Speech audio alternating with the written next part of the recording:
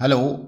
तो चलिए इस पर्टिकुलर वीडियो में हम लोग बात करेंगे रेट कांस्टेंट की, और उसमें भी हम लोग जीरो ऑर्डर और फर्स्ट ऑर्डर ऑफ रिएक्शंस के लिए रेट कांस्टेंट कैसे निकाला जाएगा, हाफ लाइफ कैसे निकाला जाएगा, इस चीज़ को हम लोग समझेंगे। ठीक है, जो कि आपके बोर्ड एग्जाम के लिए बहुत ही ज़्यादा इंपॉर्टेंट रहेगा। हमेशा जीरो या फिर फर्स्ट ऑर्डर से, मोस्टली फर्स्ट ऑर्डर से बोर्ड में क्वेश्चंस 3 मार्क्स में आते हैं, तो बड़े ध्यान से देखना है, सारी चीज़ें क्लियर हो जाएंगी। ठीक है, तो सबसे पहले मैं उठाता हूं क्या, जीरो ऑर्डर रिएक्शन। मैं यहां पे लिखता हूं zero order reaction.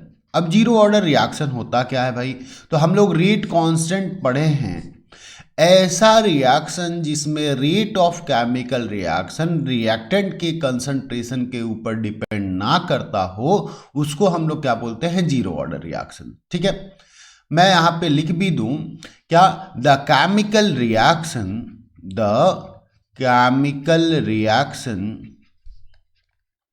in which rate of reaction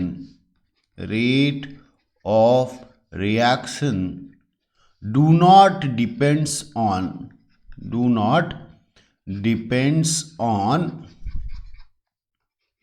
reactant concentration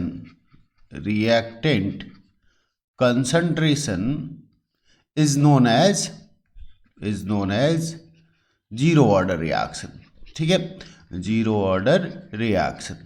अब जरा समझिए कि क्या आपने कभी प्रैक्टिकली ऐसा कोई रिएक्शन देखा है जिसमें रिएक्टेंट के कंसंट्रेशन के ऊपर डिपेंड ही ना कर रहा हो कि रिएक्शन की स्पीड क्या होगी। थोड़ा सा अगर आप दिमाग लगाएं तो आप पाएंगे क्या, जो ओजोन लेयर का डिप्लीशन का रिएक्शन है कि O3 जो है आपका कन्वर्ट हो जाता है किस में, तो हम लोग यहाँ पे लिखते थे 3O2 में, मैं यहाँ पे लिख देता हूँ 2।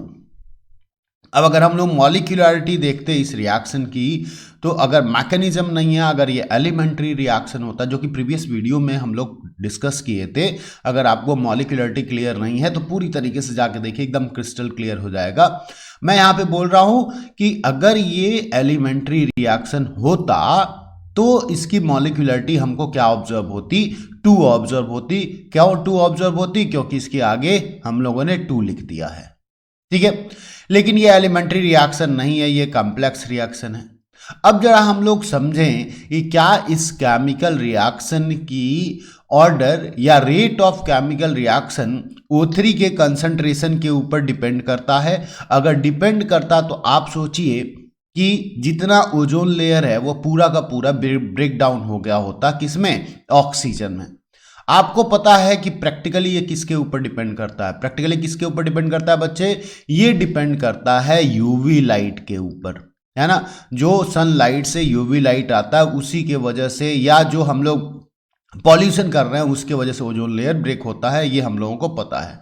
यानी कि ये रिएक्टेंट के कंसंट्रेशन के ऊपर डिपेंड नहीं कर रहा है, ये यूवी लाइट के कंसंट्रेशन के ऊपर डिपेंड कर रहा है कि नहीं। तो हो गया ना अपना एक जीरो ऑर्डर का रिएक्शन। चलिए अब हम लोग बात करें, अगर ऐसे रिएक्शंस में हम लोगों को रेट कांस्टेंट निकालना हो, रेट कांस्टेंट कैलकुलेट करना हो, जिसका यूनिट ऑलरेडी हम लोग प्रीवियस वीडियो में डिस्कस कर चुके हैं, जब हम लोग रेट ऑफ रिएक्शन पढ़ रहे थे। यूनिट से भी हम लोगों को बहुत कुछ आइडिया लग जा रहा था, उस टाइम मैं बताया भी था आपको, तो वो भी जाकर आप देख सकते हैं। चलिए अभी हम लोग क्या कर रहे हैं, यहाँ पर जीरो ऑर्डर रिएक्शन के लिए हम लोगों को रेट कांस्टेंट निकालने का मेथड समझना है, how to calculate rate constant. अब मैं यहाँ पर एक जनरल रिएक्शन सपोज कर लेता हूँ। Let us suppose general reaction, general, और बात कर रहे हैं हम लोग जीरो ऑर्डर रिएक्शन की, तो जनरल जीरो ऑर्डर रिएक्शन। ठीक है, हम लोग एक general zero order reaction suppose कर लेते हैं। यहाँ पर मैं मान लेता हूं कि कोई रिएक्टेंट है A, और A से क्या बन रहा है, हम लोगों का कोई प्रोडक्ट बन रहा है। ठीक है, अब अगर मैं मानूं कि रिएक्शन स्टार्ट करने से पहले इनिशियली इस रिएक्शन का कुछ कंसंट्रेशन होगा, लेट अस सपोज वो A मोल पर लीटर है, तो उस टाइम प्रोडक्ट कितना बना होगा भाई। तो जब रिएक्शन स्टार्ट ही नहीं हुआ तो प्रोडक्ट कितना बनेगा, प्रोडक्ट बनेगा 0।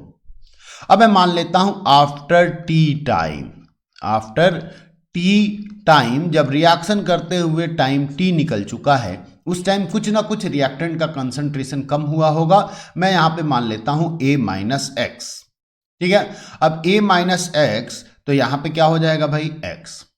अब जीरो ऑर्डर रिएक्शन के लिए हम लोगों को पता है कि रेट ऑफ केमिकल रिएक्शन जो है वो डिपेंड करना चाहिए किसके ऊपर, रिएक्टेंट के कंसंट्रेशन के ऊपर। और रिएक्टेंट का इनिशियल कंसंट्रेशन मैंने यहाँ पे सपोज किया है A, तो मैं यहाँ पर A ले लेता हूँ। लेकिन जीरो ऑर्डर रिएक्शन में rate of reaction reactant concentration के ऊपर डिपेंड नहीं करता, और इसी वजह से मैं पावर क्या दे दूंगा यहाँ पर 0, है ना।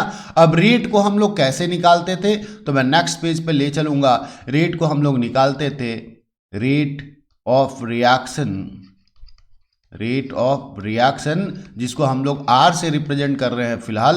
तो रेट ऑफ रिएक्शन को हम लोग निकालते थे change in concentration upon change in time, तो dx अपॉन dt। अब यहां पे मैं क्या करूंगा, रेट की जगह पे dx अपॉन dt रख देता हूं। तो मैं यहां पे लिख सकता हूं dx अपॉन dt, और ये हो गया हम लोगों का is directly proportional to concentration of a to power 0, है कि नहीं। अब यही से हम लोग रेट कांस्टेंट लगाते थे। जब प्रोपोर्शनलिटी का साइन हटाएंगे तो रेट कांस्टेंट लगाएंगे, जिसको आप वेलोसिटी कांस्टेंट या स्पेसिफिक रिएक्शन रेट भी बोलते थे। तो मैं यहां पे लिख दूंगा dx upon dt equals to k and concentration of a to power 0, है कि नहीं। अब ये concentration of a to power 0 है, इसका मतलब क्या हुआ, मैं यहाँ पे लिख सकता हूँ इंडिपेंडेंट है, यानी कि ये मैं 1 लेके चलता हूँ, कांस्टेंट लेके चलता हूँ, ठीक है। तो dx upon dt equals to मैं क्या कर दूंगा k, या फिर मैं क्या कर सकता हूँ dx equals to k into dt लिख देता हूँ। अगर मैं इसको इंटीग्रेट करूंगा, इसको अगर मैं इंटीग्रेट करूं तो ये क्या आ जाएगा x equals to k into t, है कि नहीं। अब यहां से हम लोग क्या लिख सकते हैं, हम लोगों को क्या चाहिए, k चाहिए, तो मैं लिख सकता हूं k equals to x by t. यही हो गया हम लोगों का रेट कांस्टेंट का इक्वेशन। और x क्या था भाई, तो चेंज इन कंसंट्रेशन था, चेंज इन कंसंट्रेशन, है ना। और t क्या था, तो एट टाइम t। और ये क्या है, तो ये हम लोगों का है rate constant for zero order reaction, अच्छा अब चलिए ठीक है, फॉर्मूला तो हम लोगों को समझ में आ गया। अगर हम लोग बात करें यहाँ पर यूनिट का, तो प्रीवियस वीडियो में भी मैं यूनिट बताया था, फिलहाल हम लोगों को यहाँ पे भी डिस्कस कर लेना चाहिए।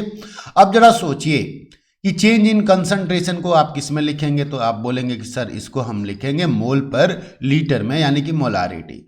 और ये क्या हो गया हम लोगों का, तो टी टाइम है, तो टाइम का कोई भी यूनिट आप सेकेंड आप लिख सकते हैं, मिनट आप लिख सकते हैं, आवर आप लिख सकते हैं, डे, ईयर, कुछ भी, है ना। तो मोल पर लीटर और टाइम हो गया, यानी कि अगर मैं यूनिट की बात करूं तो ये क्या हो जाएगा, मोल और फिर लीटर इनवर्स और फिर टाइम इनवर्स, और यही हम लोगों का यूनिट भी आया था। यूनिट लिखना जरूरी है, मैं कई बार बोल चुका हूं आपको, यूनिट नहीं लिखेंगे तो क्वेश्चन में आपका हाफ मार्क्स डिडक्ट हो जाएगा। चलिए अगर यहां से मैं बात करूं, यहां से अगर हम लोग ग्राफिकल रिप्रेजेंटेशन करते तो आप देखिए rate of chemical reaction reactant concentration के ऊपर डिपेंड नहीं करता है, तो जीरो ऑर्डर के रिएक्शन के लिए ग्राफ बनेगा कुछ ऐसा, है कि नहीं। चलो अब हम लोग आगे बढ़ते हैं। हम लोगों के लिए एक और बहुत इंपॉर्टेंट टॉपिक है, वो क्या है, हाफ लाइफ, ठीक है। तो मैं यहां पर हेडिंग करूंगा, क्या हेडिंग करूंगा, तो half life for zero order reaction, खूब क्वेश्चन बनता है इससे भी, जीरो ऑर्डर रिएक्शन। चलिए हाफ लाइफ क्या होता है, तो वो टाइम पीरियड जब कोई रिएक्टेंट अपने इनिशियल कंसंट्रेशन का हाफ डिग्रेड हो जाता है। अगर नहीं समझ में आया, आप जरा सोचिए, मैं आपसे कहूं कि आपकी हाफ एज कितनी होगी, तो आपका जितना फुल होगा उसका हाफ होगा। ऐसे ही किसी रिएक्टेंट का हाफ लाइफ कितना होगा, तो जितना टाइम में वो आधा कम हो जाए या खत्म हो जाए या प्रोडक्ट में कन्वर्ट हो जाए, वही तो होगा। तो इसी चीज को मैं यहां पर लिखता हूं, क्या लिखूंगा, the time period time period in which half of the reactant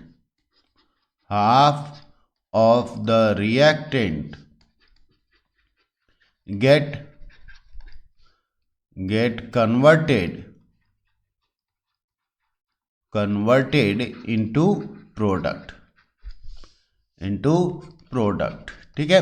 half of the reactant get converted into product, और जितना टाइम पीरियड लगा है उसी को हम लोग बोलेंगे हाफ लाइफ, ठीक है। यहाँ पर एक चीज और ध्यान देने वाली बात है क्या, कि हाफ लाइफ को हम लोग रिप्रेजेंट करते हैं, किससे रिप्रेजेंट करते हैं भाई, तो टी हाफ से, रिप्रेजेंटेड एज टी, और इसके सबस्क्रिप्ट में हम लोग लिख देते हैं हाफ, ठीक है। तो नोटेशन आपको क्लियर होना चाहिए।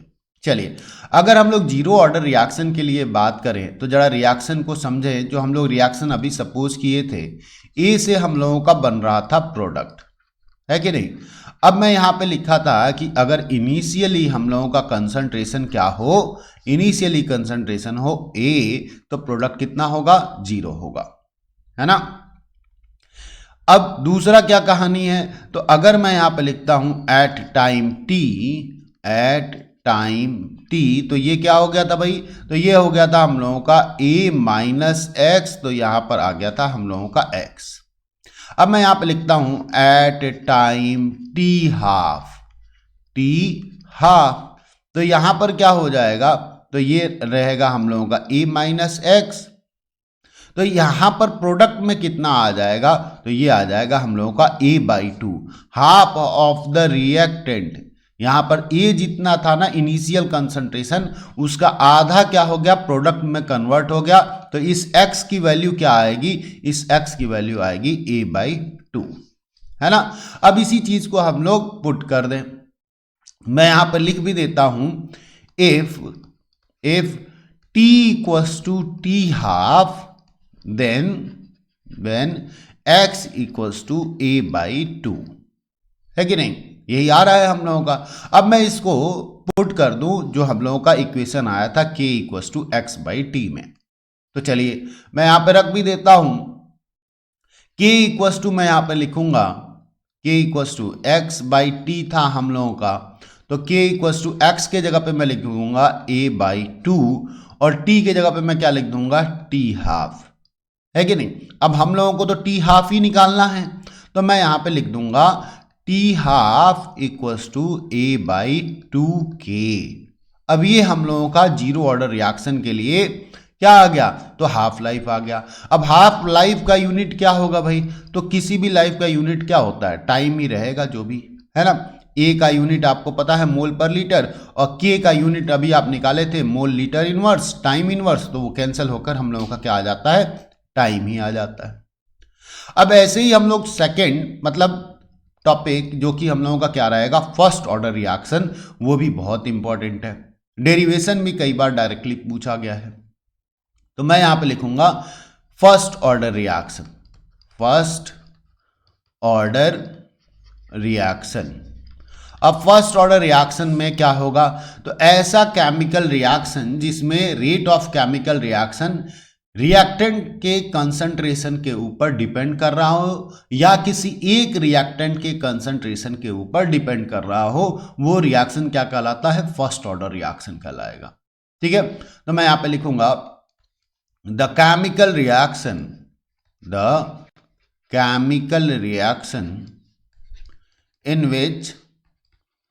in which rate of chemical reaction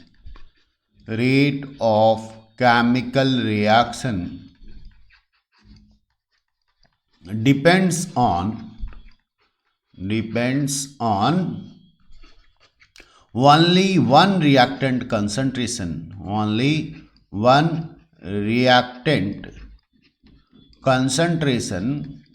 is known as what, first order reaction, ठीक है। ऐसे केमिकल रिएक्शन जिसमें रेट ऑफ केमिकल रिएक्शन किसी एक रिएक्टेंट के कंसंट्रेशन के ऊपर डिपेंड कर रहा हो, वो क्या कहलाएगा, फर्स्ट ऑर्डर रिएक्शन कहलाएगा। ठीक है। अब यहाँ पे हम लोग फर्स्ट ऑर्डर रिएक्शन के लिए क्या निकालने वाले हैं, रेट कांस्टेंट निकालने वाले हैं। ठीक है। तो पहले हम लोगों को सपोज करना पड़ेगा। मैं यहाँ पे मान लेता हूं let's suppose a general what, first order reaction मैं यहां पे सपोज कर लेता हूं। लेट अस सपोज हम लोगों के पास कोई रिएक्टेंट है ए, और ए से हम लोगों का क्या बन रहा है, प्रोडक्ट बन रहा है। ठीक है। अगर मैं इनिशियली ए का कंसंट्रेशन यानी कि रिएक्टेंट का कंसंट्रेशन वैसे ही सपोज कर लेता हूं ए, तो ये प्रोडक्ट क्या होगा, 0, क्योंकि रिएक्शन तो स्टार्ट ही नहीं हुआ है ना। अब मैं कहता हूं कि नहीं भाई, हम लोग रिएक्शन स्टार्ट कर दिए और रिएक्शन चलते हुए टाइम कितना निकल चुका है, टी। ठीक है। तो उस टाइम कुछ ना कुछ रिएक्टेंट का अमाउंट कन्वर्ट हो गया होगा प्रोडक्ट में। मान लीजिए कि x अमाउंट कन्वर्ट हो गया, तो यहां पर रिएक्टेंट कितना बचा होगा, तो इनिशियल था a और x कन्वर्ट हो गया, a माइनस एक्स हो गया, और यहां पर प्रोडक्ट फिर कितना मिलेगा हम लोगों को, x मिलेगा।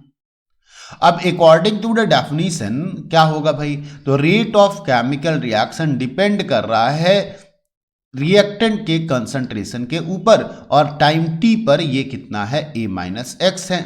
तो मैं यहां पर लिख देता हूं a माइनस एक्स और पावर दे दूंगा 1, क्योंकि जितना ऑर्डर ऑफ रिएक्शन होता था रेट लॉ में हम लोग उतना ही पावर देते थे।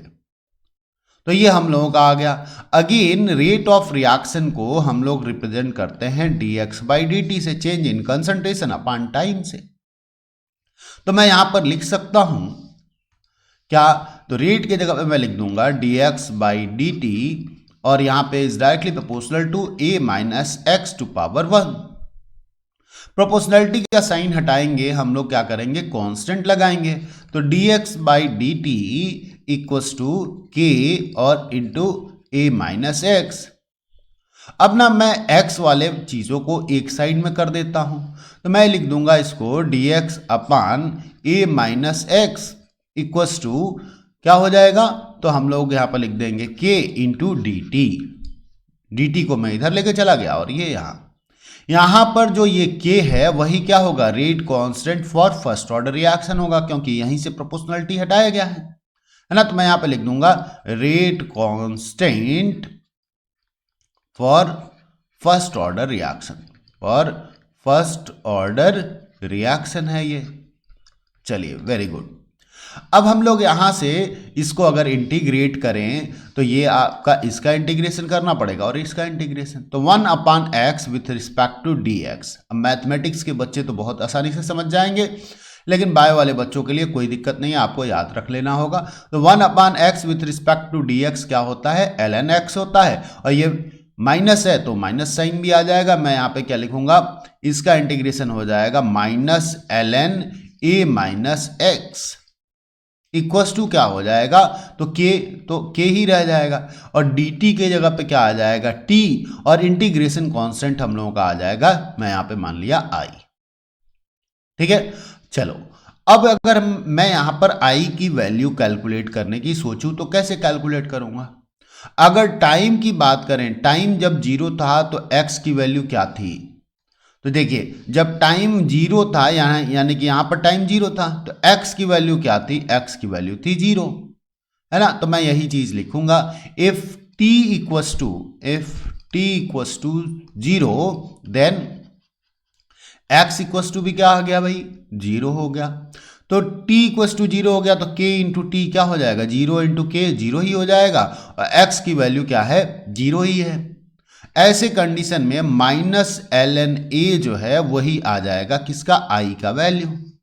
अब इस i के वैल्यू को इस इक्वेशन में हम लोग रख दें, तो मैं यहां पे लिखूंगा minus ln a minus x equals to k into t, और प्लस है यहां पर और ये माइनस है, तो मैं यहां पे लिख दूंगा माइनस ln a, है ना।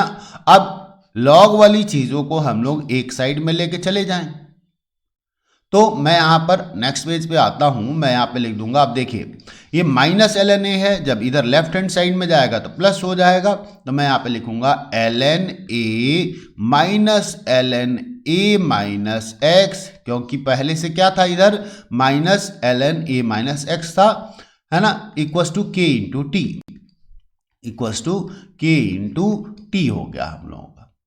अब आप लॉग का फॉर्मूला पढ़े हैं, log m minus log n क्या हो जाता है, तो लॉग m बाई n हो जाता है, तो वहीं से ये हम लोगों का क्या हो जाएगा, ये हम लोगों का हो जाएगा ln a upon a minus x equals to k into T.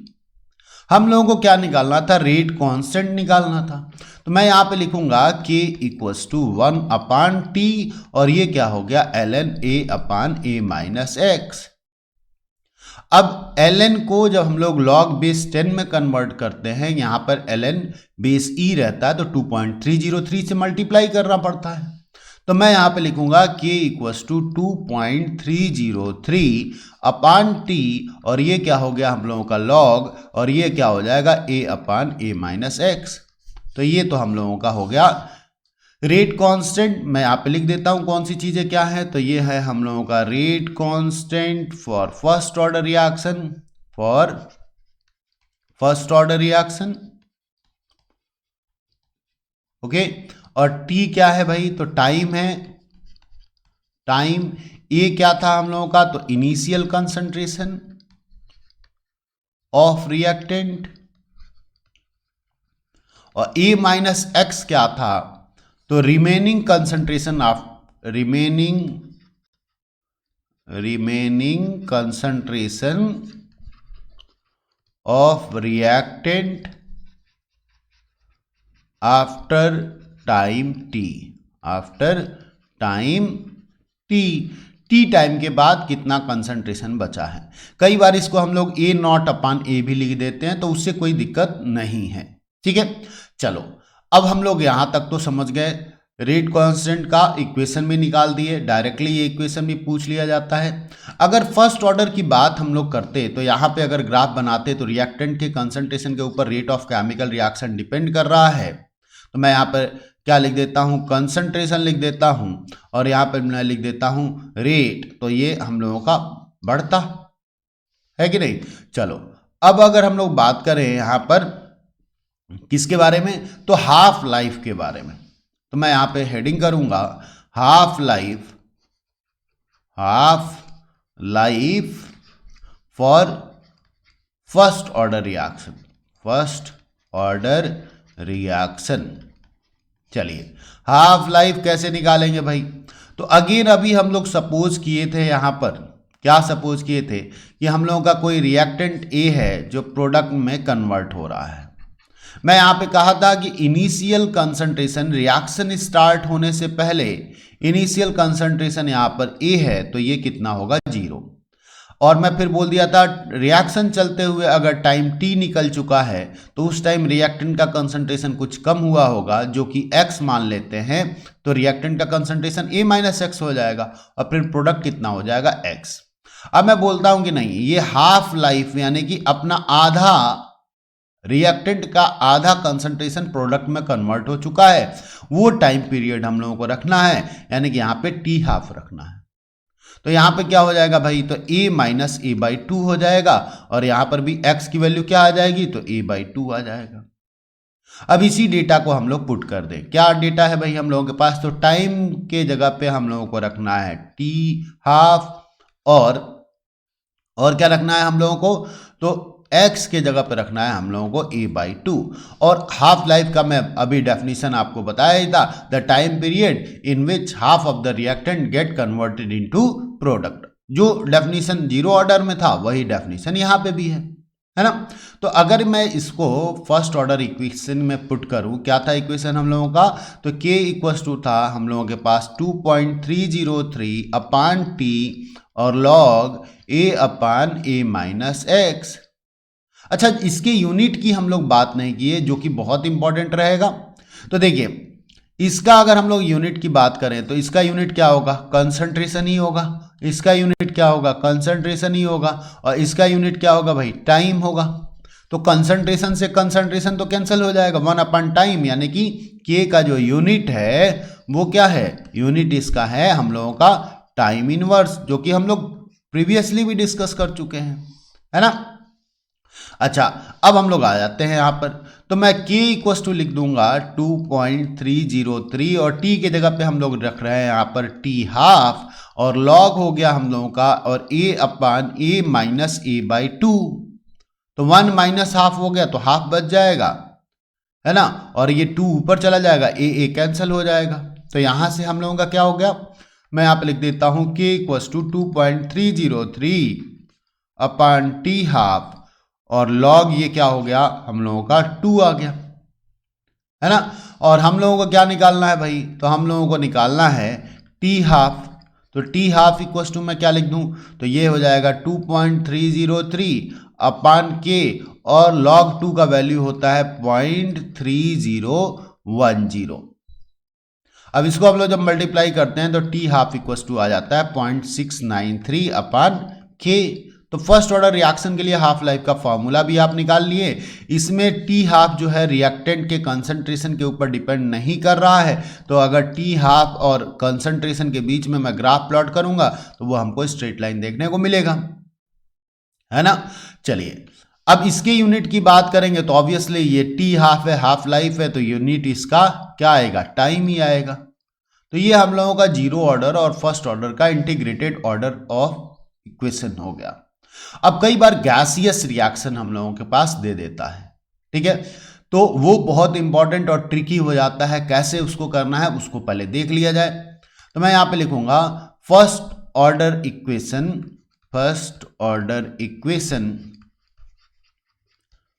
For gaseous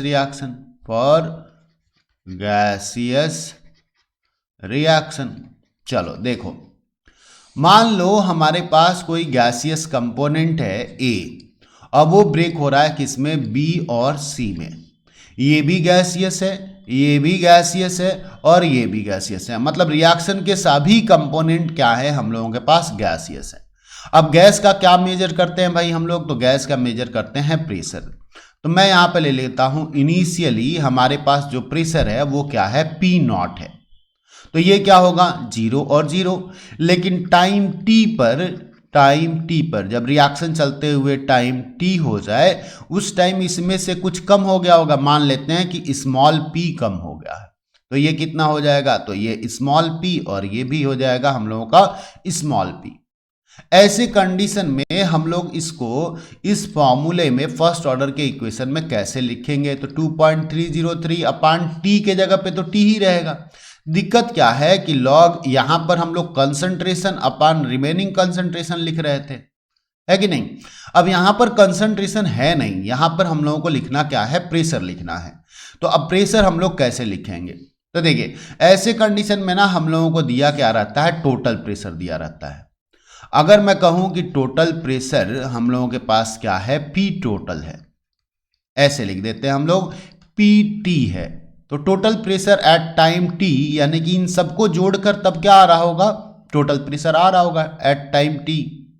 तो मैं PT इक्वल टू लिख दूंगा P0 माइनस P, क्योंकि सबको मैं ऐड कर रहा हूं टाइम t पर, ये पूरा डेटा है ना। तो P माइनस P हो गया, और प्लस P हो गया, और प्लस P हो गया, इससे मैं इसको कैंसिल कर दूंगा। तो P टोटल इक्वल टू हमारे पास आ जाएगा P0 प्लस P आ जाएगा। अब यहां से अगर हम स्मॉल p निकालने की कोशिश करें तो वो हम लोगों के पास क्या आ जाएगा, तो small p equals to P total minus P0, है कि नहीं। अब हम लोगों को चूंकि क्या निकालना है, a माइनस एक्स निकालना है, तो a माइनस एक्स का मतलब क्या हुआ, तो P0 माइनस P। तो हम लोगों को निकालना है P0 माइनस P, और स्मॉल p, तो स्मॉल p के वैल्यू हमारे पास ये आ गया है, तो मैं उसको रख दूंगा यहां पर सिंपली। तो P0 माइनस क्या हो जाएगा, यहां पर मैं कर देता हूं PT माइनस P0, तो ये हम लोगों के पास क्या आ जाएगा, तो ये आ जाएगा हम लोगों के पास 2P0 माइनस PT। यानी कि अब हम लोगों के पास इक्वेशन क्या हो गया, a माइनस एक्स का डेटा मिल गया, ए इक्वस टू ये हो जाएगा और ए माइनस एक्स इक्वस टू ये हो जाएगा, है ना। तो यहां से मैं लिख सकता हूं फॉर गैसियस इक्वेशन हमारे पास क्या आ गया, के इक्वस टू 2.303 और टाइम तो टी ही रहना है और लॉग हो गया और ये हो जाएगा P not upon 2p0 minus P T. अब यहां पर क्या है, कौन सी चीजें क्या हैं, तो पी नॉट है इनिशियल प्रेशर और डिनोमिनेटर में भी जो पी नॉट है वो भी इनिशियल प्रेशर ही है और पी टोटल है टोटल प्रेशर, ठीक है। अब इसी के बेसिस पे अगर हम लोग एक न्यूमेरिकल डिस्कस करें तो और आसानी से क्लियर हो जाएगा। हमारे पास न्यूमेरिकल दिया है, the following data were obtain during the first order thermal decomposition. मैं यहां पे लिखता हूं the following data were obtained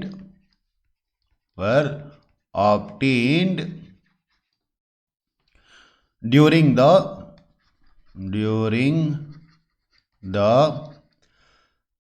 first order thermal decomposition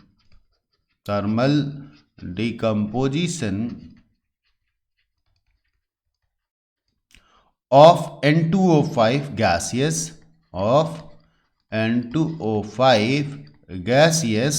at constant volume। चलिए अब डेटा क्या दिया है, तो सबसे पहले ना रिएक्शन हम लोगों के पास दे दिया है 2N2O5 और यहां पर गैसियस मेंशन किया है और ये हम लोगों के पास रिएक्टेंट के बाद प्रोडक्ट भी लिखना होगा, तो 2N2O4 और ये भी गैसियस है प्लस O2 ऑब्वियसली ये भी गैसियस होगा और यहां पर दिया है सीरियल नंबर दे दिया है भाई, ठीक है। और फिर दिया है टाइम इन सेकेंड दे दिया है। फिर यहां पे कह रहा है टोटल प्रेशर और यहां पर दिया है एटीएम में हम लोगों को लेना है, ठीक है। अब डेटा क्या दिया है, तो दो डेटा हम लोगों के पास दिया है, पहले दे रहा है टाइम जब 0 है और दूसरा दे रहा है जब टाइम 100 सेकेंड है। टाइम जब 0 है तो उस टाइम पे प्रेशर हो गया 0.5 एटीएम और ये हम लोगों के पास क्या हो गया है, तो 0.512 एटीएम। चलिए अब अगर इसको हम लोग सॉल्व करें तो सॉल्यूशन कैसे लिखना है या सॉल्व कैसे करना है इसके बारे में डिस्कस कर लेते हैं। तो सबसे पहले तो मैं रिएक्शन लिखूंगा 2N2O5 और ये हम लोगों के पास हो गया 2N2O4 और प्लस O2। हर रिएक्शन का कंपोनेंट गैसियस स्टेट में है, मेंशन करना कंपलसरी है, हम लोग मेंशन भी करेंगे। इनिशियल इसका प्रेशर हम लोगों के पास दे रखा है तो मैं यहां पे लिख दूंगा इनिशियल क्या है, तो जब टाइम 0 था तभी इनिशियल है, तो ये कितना हो गया हम लोगों के पास 0.5 एटीएम। उस टाइम पे ये कितना होगा 0 और 0 होगा।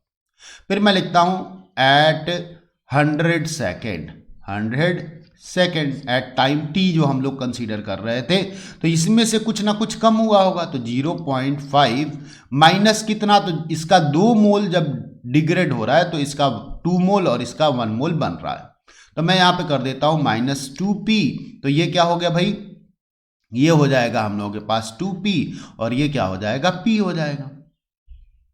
तो अब p टोटल हमारे पास दे रखा है, टोटल प्रेशर कितना हो रहा है, तो 0.512 जो है वो किसके बराबर आ जाना चाहिए, तो इन सब के बराबर आ जाना चाहिए, क्योंकि इस टाइम पे टोटल प्रेशर इतना है, तो मैं कहूंगा माइनस ये 0.5 minus 2p plus 2p plus p। अब ये 2p से 2p कैंसिल हो गया, हमारे पास क्या आ गया 0.512 इक्वल्स टू 0.5 और ये क्या हो गया हम लोगों के पास प्लस p। अब यहां से हम लोग क्या निकाल सकते हैं, p की वैल्यू निकाल सकते हैं। क्या हो जाएगा भाई, तो मैं नेक्स्ट पेज पे लेके चलूंगा। p इक्वल्स टू हमारे पास क्या आ जाएगा, तो 0. अब देखिए यहां पर क्या था 0.512 था, तो मैं यहां पे लिख दूंगा 0.512 माइनस 0.5 एटीएम, तो ये हमारे पास कितना आ जाएगा, तो ये 0 हो जाएगा, 012 ATM आ गया। तो P की वैल्यू हमारे पास आ गई है कि नहीं। अब प्रेशर की बात हम लोग करें, pressure of N2O5, pressure of N2O5 at 100 second. तो देखिए क्या था हम लोगों के पास, तो ये हमारे पास था 100 सेकेंड पे 0.5 माइनस 2p। तो मैं यहां पर लिख देता हूं इक्वल्स टू 0.5 माइनस 2p, और p की वैल्यू तो हम लोग निकाल ही ली हैं, तो हम लोग इजीली रख सकते हैं, है कि नहीं। और यही हम लोगों का डेटा किसका है, a माइनस एक्स वाला भी है।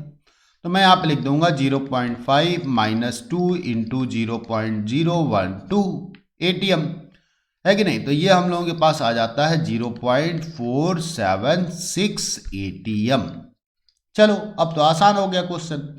फर्स्ट ऑर्डर रिएक्शन निकालने के लिए हमारे पास फॉर्मूला था K equals to 2.303 upon T, और लॉग लिखे थे हम लोग, और A upon A minus x लिखे थे। ये हम लोगों को मिल गया A माइनस एक्स का डेटा, और ये हम लोगों का मिल गया है A का डेटा।